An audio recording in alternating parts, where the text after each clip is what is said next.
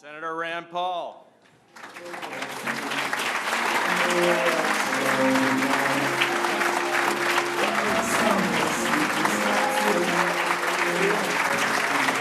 you.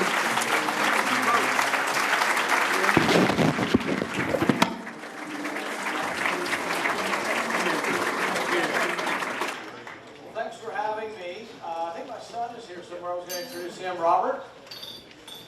My son, Robert Paul, is a sophomore. Sometimes people will ask me, why did you decide to run for office? And I tell them, well, I got tired of throwing things at the television.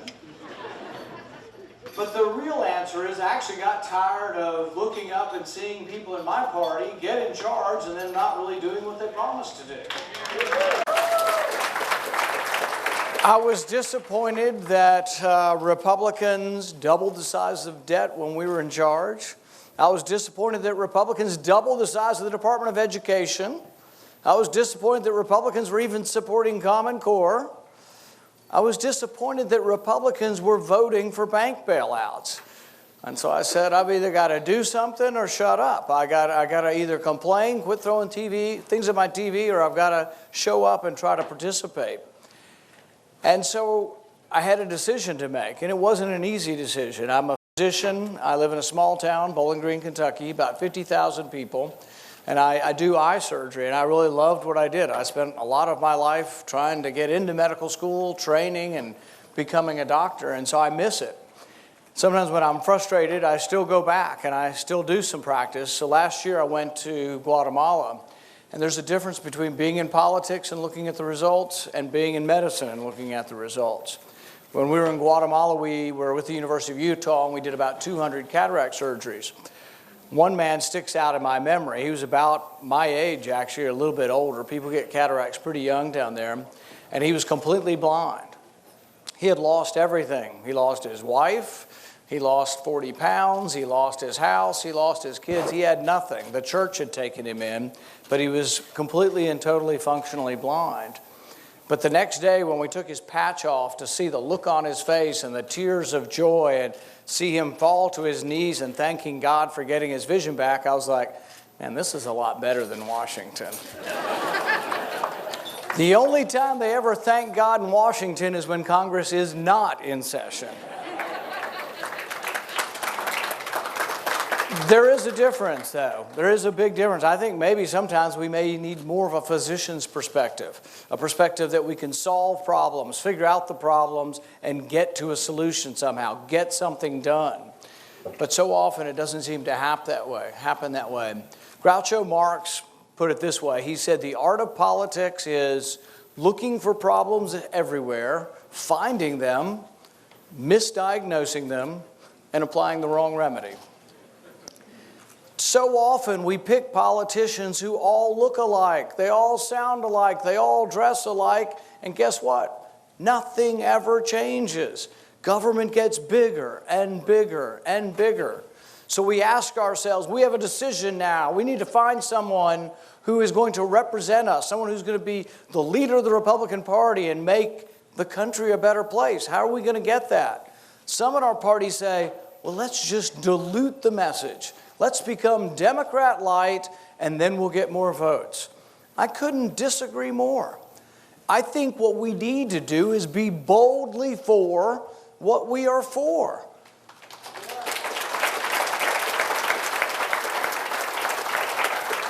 We used to be the party that believed in smaller government in Washington, which means lower taxes. When's the last time you heard a Republican run for president who said they were going to cut taxes or actually follow through with it? Our last two nominees, I don't remember any tax cuts being part of their program at all. I'm in Washington now, and I listen to them. The Republicans in charge of all of these committees, you know what they want? Revenue-neutral tax reform. I tell people, if that's what we're for, I'm going home. If that's all we're for is revenue-neutral tax reform, that means half of you are going to pay more and half of you pay less, and the net effect for the economy is zero. Why don't we be Reagan Republicans again? Why don't we go to cut taxes for everybody?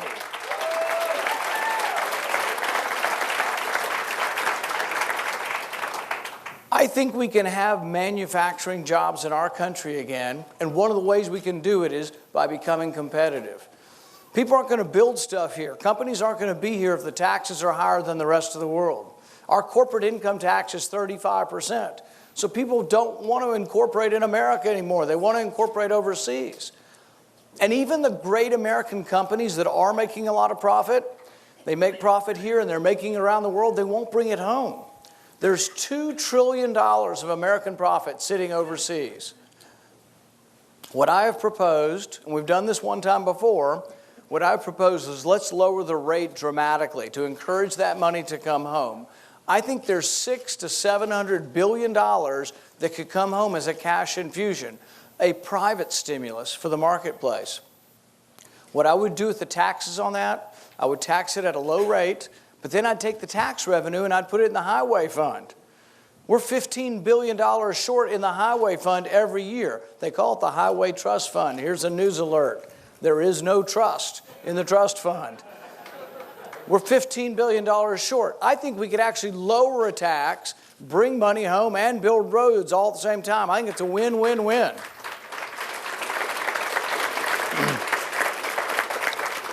I think that's an example of not diluting our message, but looking for common ground. My co-sponsor is Barbara Boxer.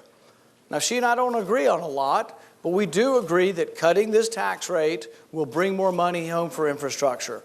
The president wants more money for infrastructure. I raised my hand at the White House and said, I'll help. You voted for this in 2005. The president voted for this same concept for 1 year, and I said, I'll help. I've got a bill, Mr. President. Will you help? Maybe not so much anymore, but we'll see. We're going to try to put it on the highway bill. Maybe he won't veto the highway bill. If so, we could actually cut our tax and have more revenue coming in. The other reason why I think we ought to be actually for tax cuts, why don't we be for tax cuts to help poor people? If you want to help Detroit, Detroit's got 20% unemployment. It's devastation. You've got abandoned housing everywhere. If you want to help Detroit, why don't we leave more money in Detroit? So I have something called economic freedom zones. It's kind of like what Jack Kemp talked about years ago, but I say it's Jack Kemp's plan on steroids. We lower the rate, the federal taxes, if you live in an area of poverty, to almost zero, and we do it for 10 years. There are some employment requirements. You've got to hire some people who live in these poor areas to try to help. But for Detroit alone, it would be $1.3 billion. For Appalachia, my state, the poor rural folks that live in the mountains, be nearly $1 billion. So then we can have a plan for poverty. We can have a plan for poor people. We can have a plan for unemployment. And instead of, let's say, oh, well, we can get all the votes of people who own business. We're already doing that. If you want to win elections, you got to get the people who work for the people owning the businesses. You got to get out there and say, how are you going to help unemployment? And you could just be like the Democrats and create a new government program, or we could be like Republicans of old and be for tax cuts to help the poor.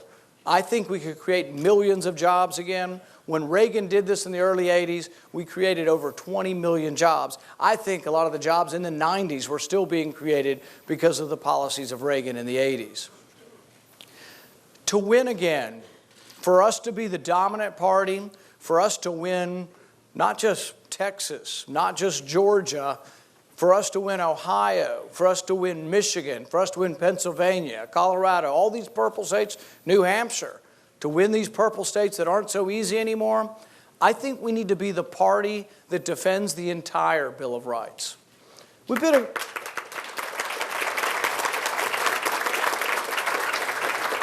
We've been pretty good at defending the Second Amendment. You probably won't see anybody come in through here who's not for defending the Second Amendment. Okay, maybe one or two, but most of them are going to come through here and they're for defending the Second Amendment. So am I. But you know what? I also want to defend the Fourth Amendment. In fact, I don't think you can defend the Second Amendment if you don't defend the Fourth Amendment. I'm a Republican who does believe in the right to privacy, as enshrined in the Fourth Amendment.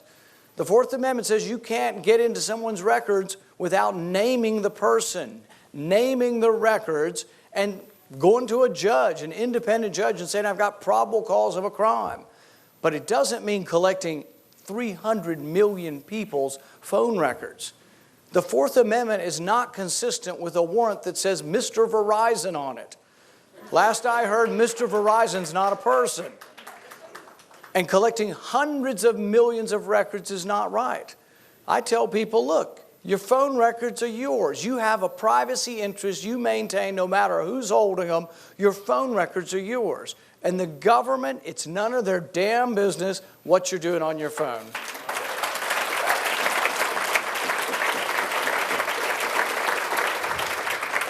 You can say damn in New Hampshire, can't you?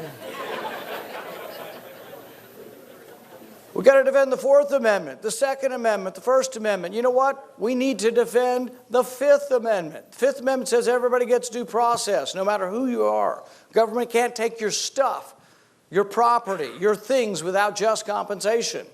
And you say, well, surely they don't. Civil forfeiture. This is where the government can take your stuff without you ever being convicted of a crime. The Washington Post has done a series of this for the last 6 months. You know what they found? Disproportionately, the people affected by it are minorities. Disproportionately, the people affected by it are poor. Disproportionately, there are people who live in cities where the police have more patrols. I'll give you an example. Christos Sorovelos lives in Philadelphia. His teenage son was selling $40 worth of illegal drugs. Okay, punish the kid. Do something to the kid. You know what they did? They came and barricaded the house and took the house and evicted the family from the house. Often this is a poor family living in the city. The only one that's holding the family together is grandmother who owns the house, and her grandkids selling marijuana out the back, and you're going to take grandma's house? It is insane. It ought to stop. But you know who is the biggest purveyor of it? You know who's the biggest hero of civil forfeiture and who defended it recently in committee hearings? Loretta Lynch. Loretta Lynch confiscated, this is the main reason I oppose her. She confiscated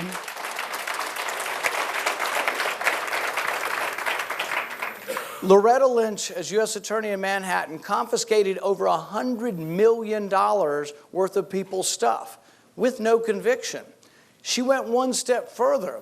We passed a reform about 10 years ago letting prosecutors know that they had to file paperwork so the person whose stuff had been taken could get a lawyer and could get a time certain for a date and trial. She took their stuff and never filed the paperwork on purpose so the clock would never start. One company, the Hearst brothers, were a snack food candy company. She took $500,000 from them and kept it for 2 years. This shouldn't happen in America. I'm part of a movement and part of a bill that says we will reverse and turn justice back the way it should be, that in our country, you should be presumed innocent until found guilty.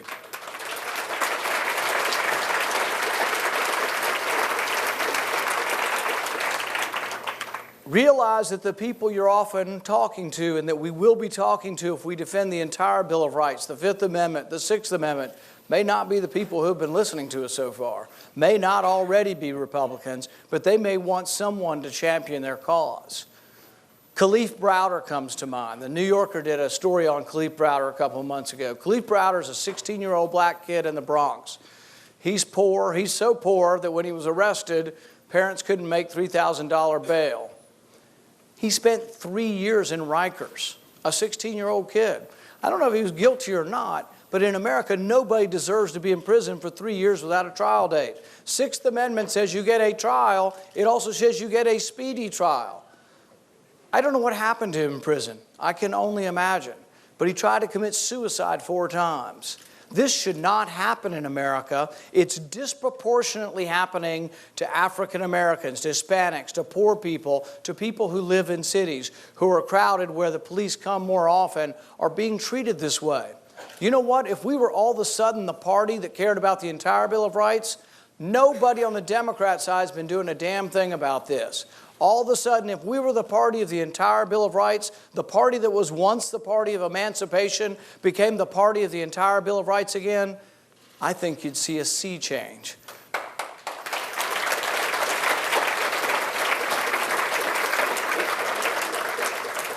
People ask me, what's the worst thing going on in Washington? Is it Obamacare? Is it what the president's done to immigration or war powers? And I say, frankly, it's all of the above, but the category I would lump it all under is that the separation of powers is collapsing.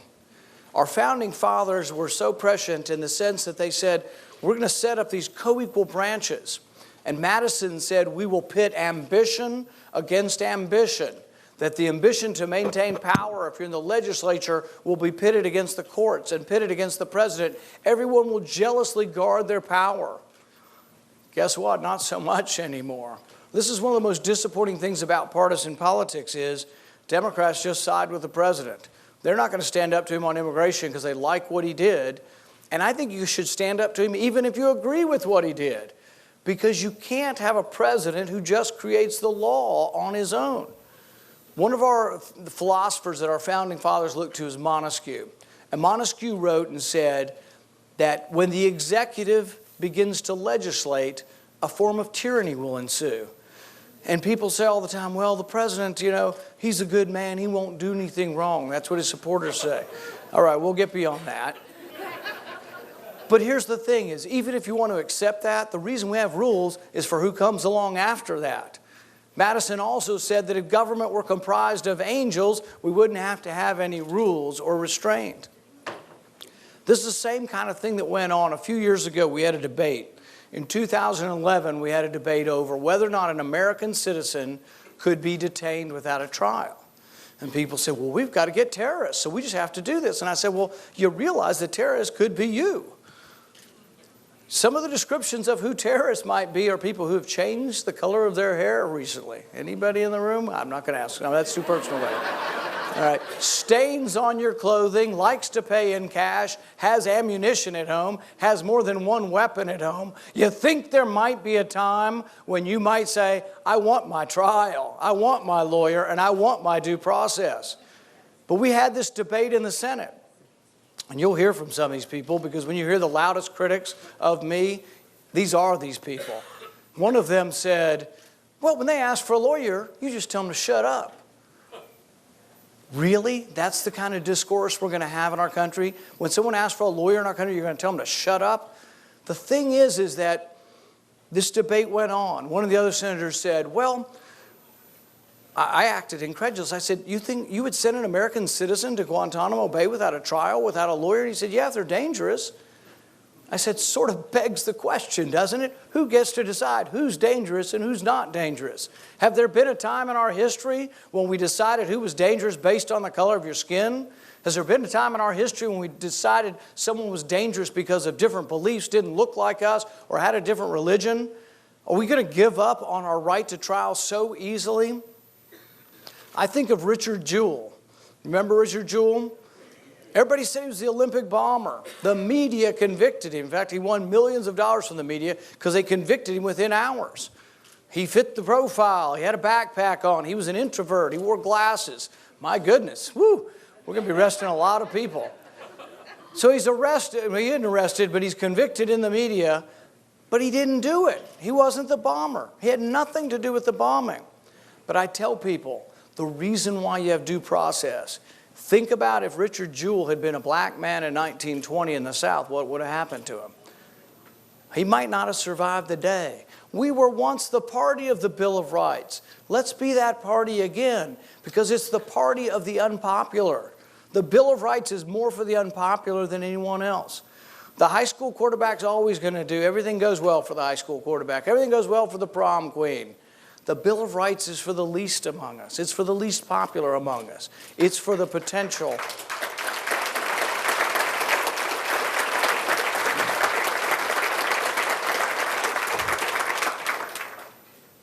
Of all the things that's gone on in the last 6 years, of all the scandals, and when I think of the scandals, I think of old McDonald's farm of scandals. Here a scandal, there a scandal, everywhere a scandal. But when I think of the scandals, the one that probably bothers me the most is Benghazi.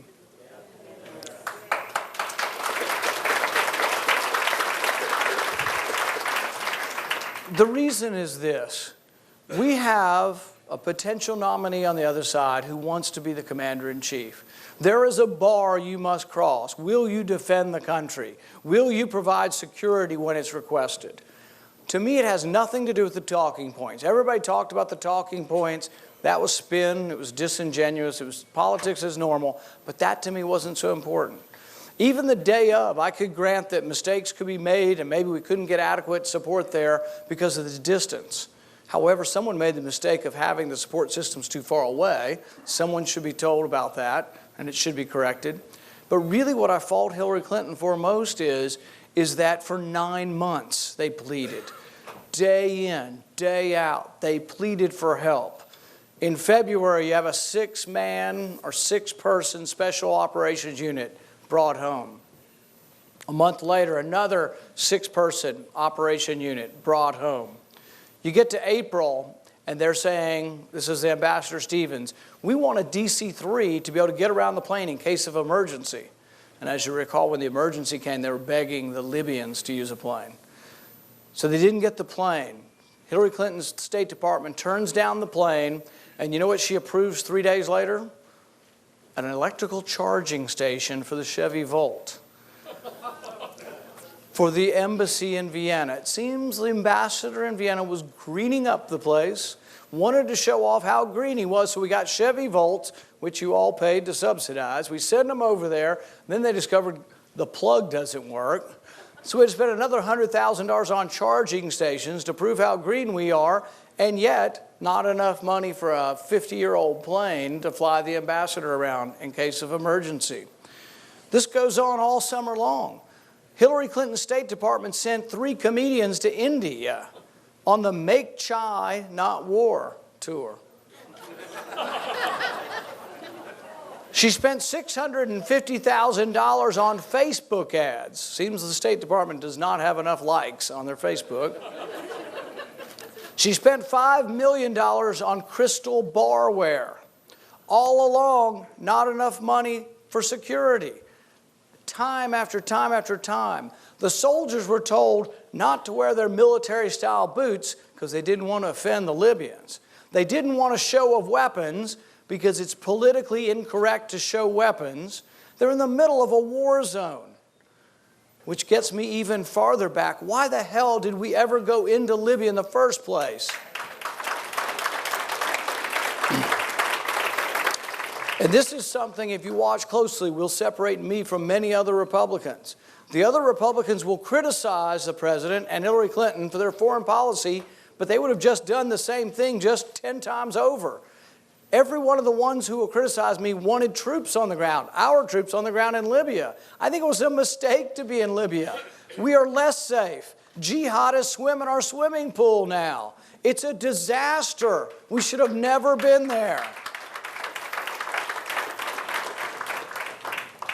So we go through the summer. Security request after security request, denied, denied, denied. We get to August. Ambassador Stevens is sending his own cables directly to Hillary Clinton. We are worried about being overrun by the jihadists. So when she came before my committee, that's the question I asked her. I said, Mrs. Clinton, did you read the cables? And her answer was like, oh no, that's way below my pay grade. Really? Libya is one of the most dangerous countries in the world and you didn't read the cables directly from the ambassador? I think that her dereliction of duty, her not doing her job, her not providing security for our forces, for our diplomatic missions, should forever preclude her from holding higher office.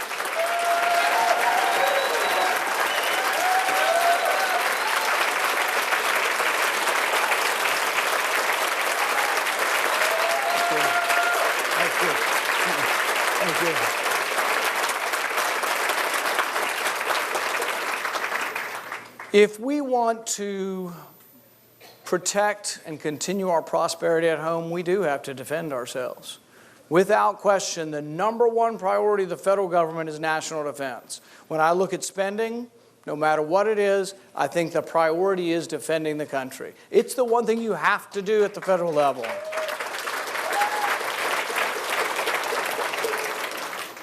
But we have to decide when getting involved is good and when it's not so good. There's a group of folks in our party who think it's always good. There's a group of folks in our party who would have troops in 6 countries right now, maybe more. There's people in our party who supported giving arms to Gaddafi before they supported giving arms to the freedom fighters, who turned out to be Al-Qaeda. So the thing is I'm not saying don't be involved around the world. I'm not saying don't defend our interests. We do have to do something. But think about it. As a physician, we're taught, first do no harm. Think about it before we get involved. Libya was a mistake. In fact, if you can say one thing that is probably true in the Middle East, every time we've toppled a secular dictator, a secular strongman, we've gotten chaos and the rise of radical Islam. If we want to defend our country, we have to know the enemy and we have to name the enemy.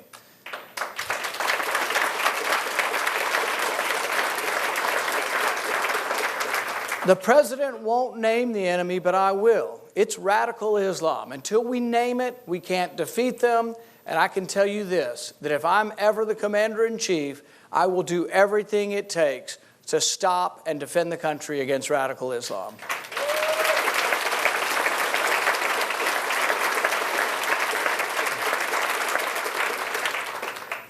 As we move forward in the process, you'll hear from a lot of folks from all different spectrum of the party.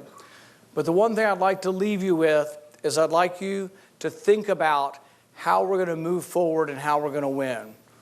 And I think we need to stay true to principle. I don't think we need to dilute our message, but I do think that our message needs to be carried to new people. We need to talk to...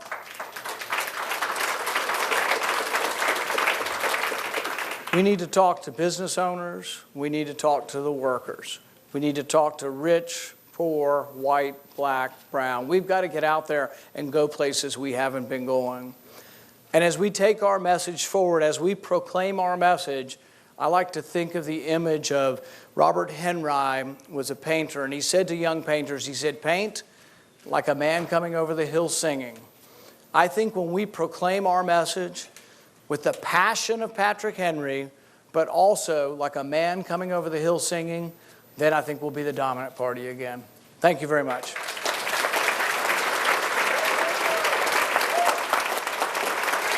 Thank you. Thank you.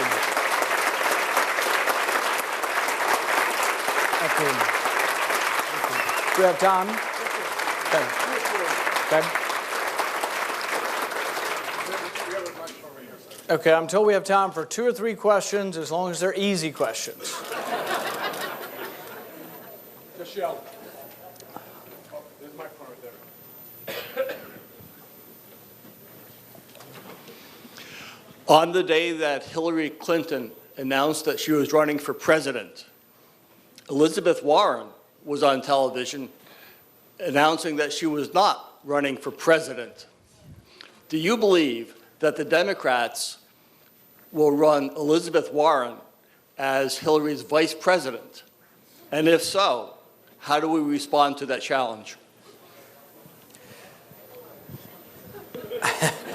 I'm starting to worry that when Hillary Clinton travels, there's going to need to be 2 planes, one for her and her entourage and one for her baggage.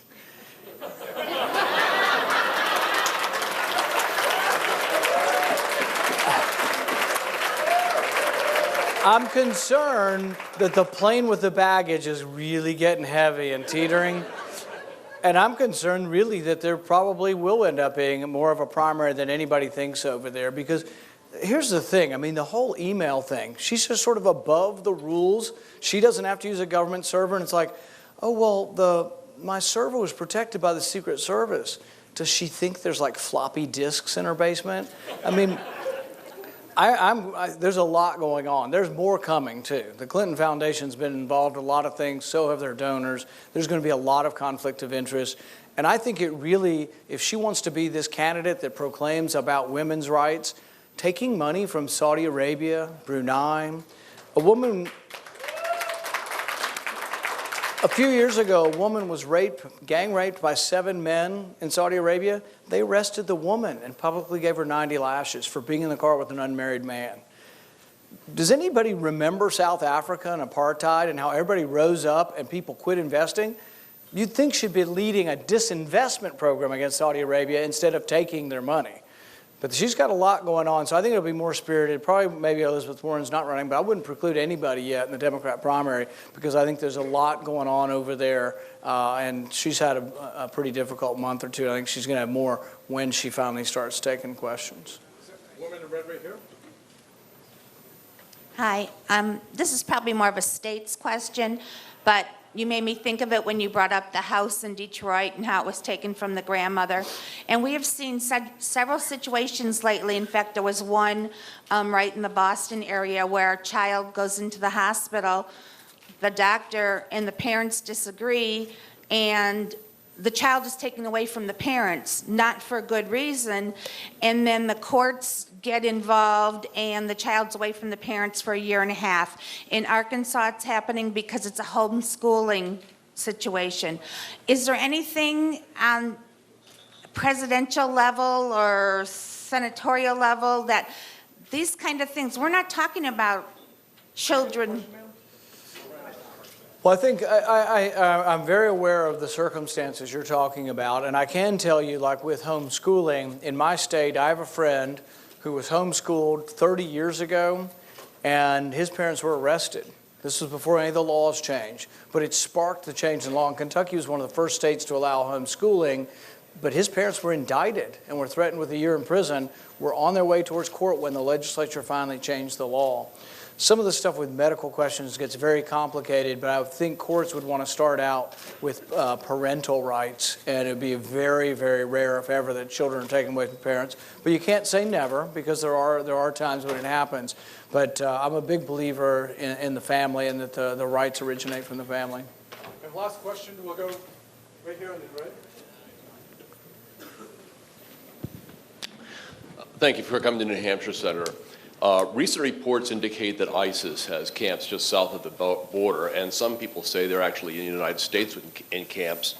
The military doctrine in the United States is to attack them before they get that close to our borders. Will you use military force to prevent ISIS from moving closer to us? The short answer is yes. The longer answer is that in December of this year, I actually introduced a declaration of war against ISIS. My main complaint has been that we dither along, and the president does it unilaterally, and that Congress isn't involved. The Constitution is very clear. When we go to war, it has to be through your representatives, and it has to be through Congress. And so they wouldn't bring it up. So in December, they were passing a water bill for water aid to Africa, and I attached a declaration of war against ISIS. They weren't very happy with me. But I've told people that had I been president last summer, as ISIS began its onslaught and began its movement, and the main reason for me to say we should be involved, I do look for an American interest. Not just bad people, but an American interest.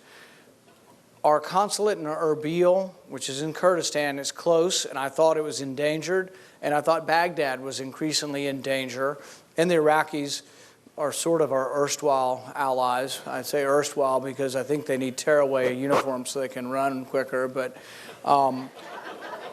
yes, ISIS is a threat. But I would also put ISIS into the context of things, and if we don't do this, we're never going to learn. Why did ISIS grow stronger, and how did ISIS grow stronger? Well, we put 600 tons worth of weapons into the Syrian civil war. You've got Assad on one side, you've got 2 million Christians living under Assad, and then you have the Islamic rebels.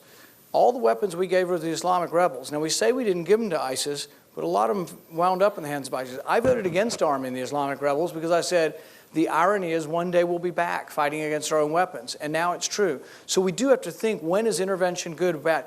There's nobody good in that civil war. There's not one of the Islamic rebel groups that would recognize Israel. Okay, so that's one side of the war. The other side is Assad. But I've met a lot of Syrian Christians, and the next time you come across somebody who's either from Syria or is a Syrian Christian or related to one, you ask them, which would you pick, ISIS or Assad? No question, they pick Assad because he's tolerated Christians to a certain extent, and he's not a great guy, he's a tyrant. But compare that to ISIS. You know, but yes, now we do have to do something. So I support military action against ISIS. Senator, we're gonna one last question from Alexandria Knox. Alexandria, raise your hand. You have the last question. Thank you so much, Senator, for taking my question. I remember your issue on national right to work. You are going to pass the National Right to Work Act. Is that your plan as president? Yes, I'm a big fan of right to work. either at the local level, state level, or national level. I think we will get a vote on it. I've been there 4 years and we haven't gotten very many votes because a certain senator from Nevada has been in charge. But now there's a change of leadership, and my hope is to get votes on several things, and national right to work is one of them. Thanks, everybody. Thanks for having me. Awesome. Yeah, You did thank you. really